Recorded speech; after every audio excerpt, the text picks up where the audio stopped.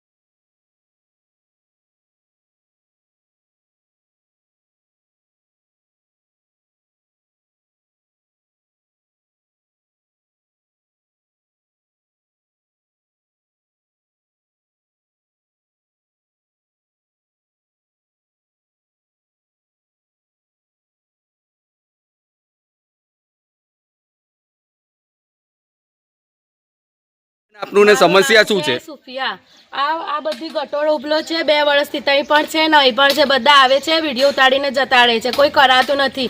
આ અમારું કેબિન છે, એટલી ગંધ મારે છે, મેં માટી ડાલીને ગંધ બંધ કરી છે। તમે ખંભાત નગરપાલિકાને રજૂઆત કરી છે? હા કરી છે।